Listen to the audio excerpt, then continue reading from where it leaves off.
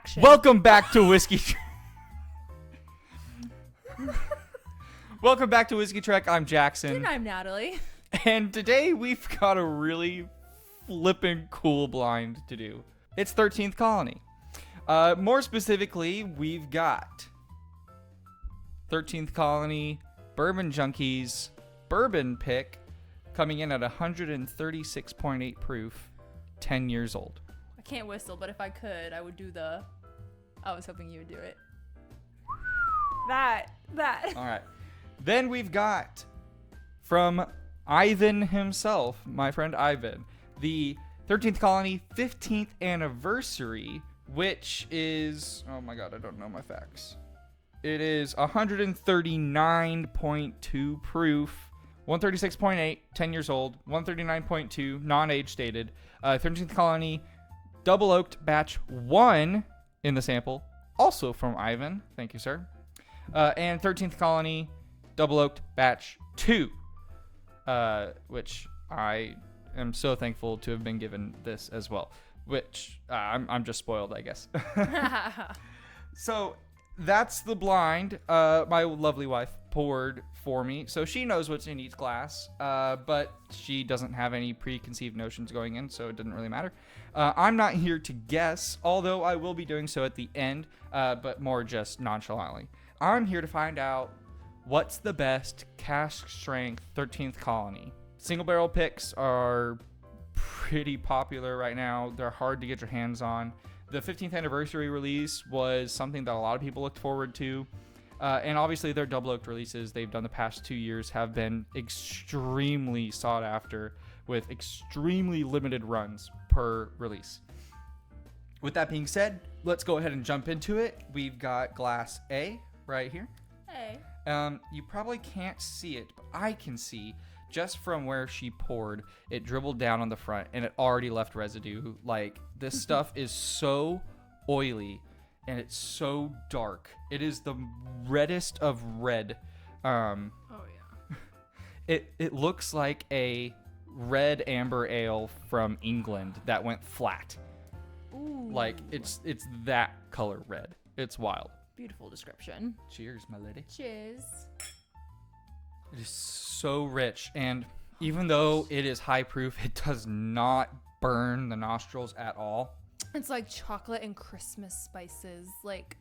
And oak. Oh. Synchronized moaning. Oh, gosh.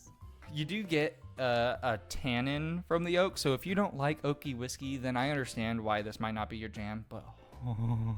We're not giving great tasting notes right now.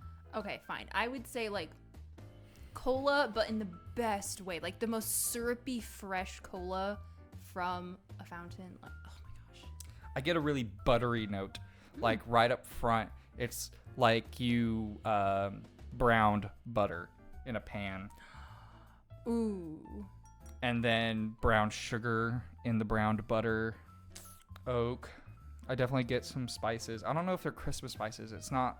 Really? It's not Christmassy to me. That's more rye. For Okay. me. When I say Christmas spices, I fear that you might think I mean cinnamon. I do not mean cinnamon. No. I'm talking like anise, but I don't get any of that. Okay. Wow. All right, I'm gonna have a taste. Yeah. Ooh, that proof is showing. Really? Mm-hmm. Actually, it's not that hot for me. Oh, your warm-up pour must have been something else then. It leaves a lingering heat. Yes. And a little bit of a tingle, but it really isn't off-putting. I wouldn't say it's off-putting at all. No, I'm just saying I can tell it's proof above 120. Well, it doesn't make me go... You know, like some pours, even if they're in the 15s or the 20s, make you go, oh, like that's hot. And this just doesn't really do that for me. I thought that this was going to be sweeter than it ended up being. Yeah. More of the savory and then the oak. Just tons of oak. All right, B. Uh-huh. Let's go. Golly, I feel it on my tongue. Oh, yeah. You can just feel this whiskey in your mouth seconds after you sipped it. It's wild. Oh. Okay. Hold on. Back to back real quick. Sweeter. Immediately sweeter. I was going to say that, but I wanted to make sure I was right. Immediately sweeter on the nose. Less of a like tannic oak. It's not as bitter on the nose. Oh, yeah. And not as spice forward. This is more desserty. Definitely not as spicy. More maple. No, maple's the wrong word. Molasses. Like that raw. The raw. Molasses just sort of spilling out of your mouth. This is more Christmassy to me because it's that molasses syrup, right? It's that super rich, sweet, oaky, woody kind of smell. On the nose, I like it better than one so far. Marginally. It's pretty close, but I'm taking B so far. Having a sip. Oh yeah. Oh. I like that better on the palate, but this one better on the nose. No, I don't. I mean, I agree on the palate. It is a significant improvement on the palate. Front to back, it feels much more put together. There is a lot more going on. It's still going. Like right up front, you get the sweetness and then a little bit of spice. And then there's like this bacon note, like this really nice savory note that happens. And then it flows back into the molasses syrupiness. And then the finish is just a combination of a little bit of the spice from the heat and then the oak and the molasses notes kind of just coming together at the end. Like, oh my Lord. It is a great finish, I will say. I can definitely see our favorites are already, our lineup is not going to be the same. Really? Yes. Interesting. But this is also one of those blinds where we are spoiled, and this is like one of the best blinds we've ever done on this channel, so. Yeah, it's like this and the George T. stack. Like, there's no bad option here. It's just different degrees of amazing. So yeah, that's fair. C? Yep, C. Ooh. A lot more raw oak. What? Okay. Candy caramel. Caramel. I just gotta throw it in at this point. He's gonna correct me every time, and why not? What kind of candy caramel are you talking about? Just the ones in the clear plastic, the ones that I'd always get in my Christmas stocking. Yeah, it's weird to say in this lineup, this smells noticeably younger than the other two. Yes, it does. It still has a good amount of oak on it, but you can just tell it's not quite as mature. It's not nearly as rich and dark and sweet and deep, if that makes sense. It's a little bit more bright, a little bit more, I said it earlier, raw oak, more like pepper notes on the nose. Ooh, pepper, that's a word I don't use often, but I could definitely use it here. All right, have a taste. Yes. Wow, surprisingly sweet. Yes, but in a totally different way. Yeah. This, you nailed the caramel note on the nose. That's exactly what this tastes like.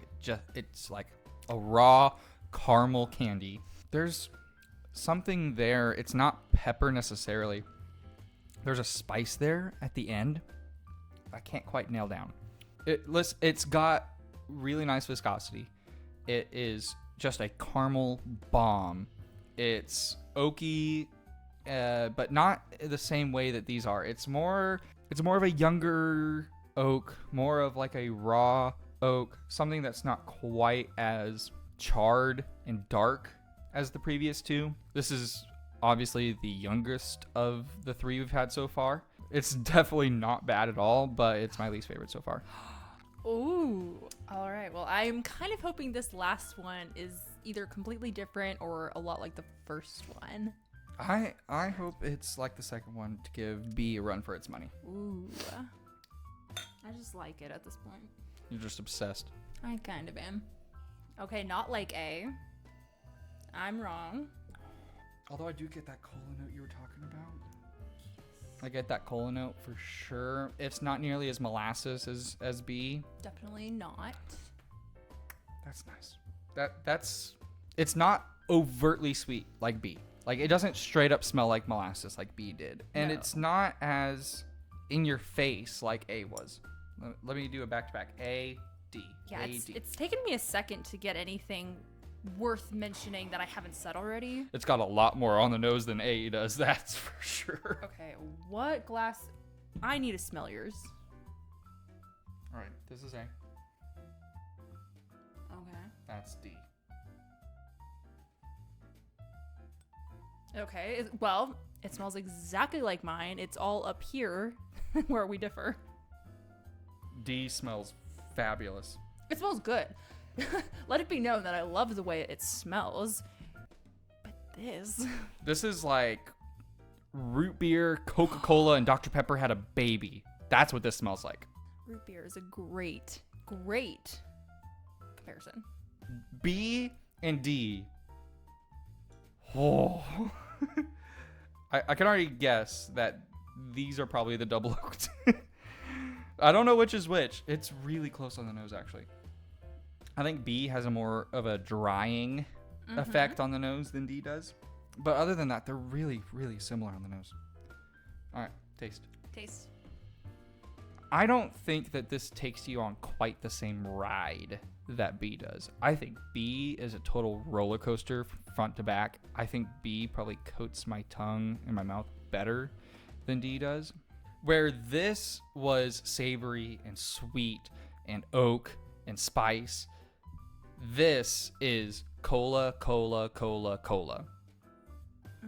And it's great, but I don't think it's quite as evolving or it doesn't have that much different going on in various stages of the palate, which is what I think B does so well.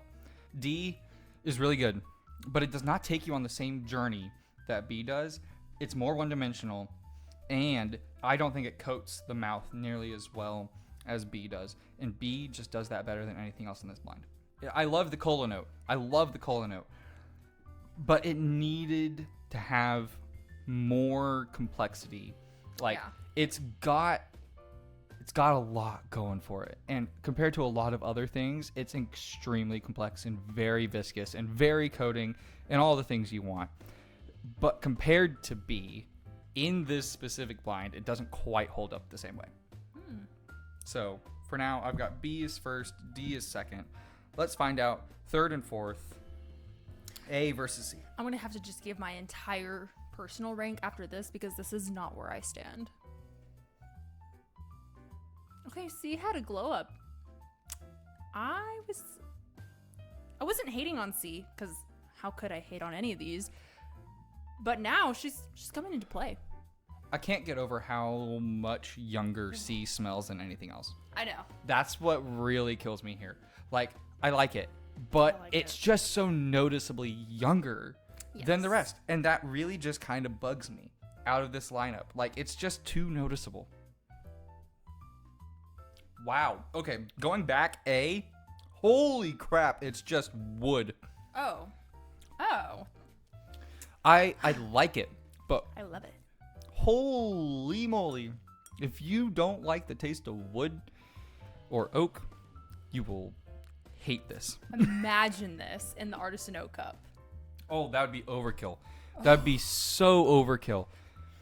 Well, there you go. Well, since I'm the one who edits these videos, I'm just going to give y'all my clear ranking right now. Okay, first, A.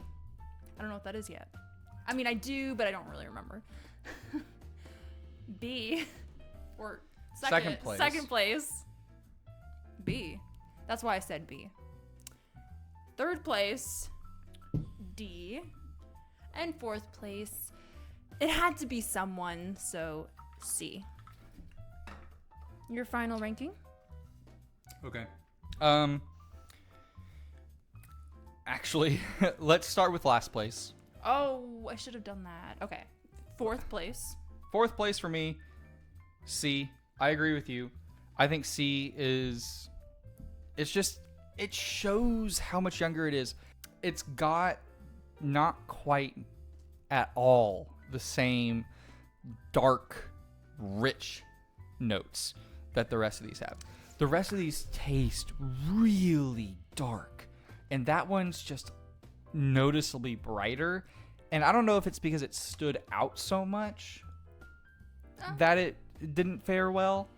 I mean, I say that. It's also not the most complex. It's by far the most single note of all of these here.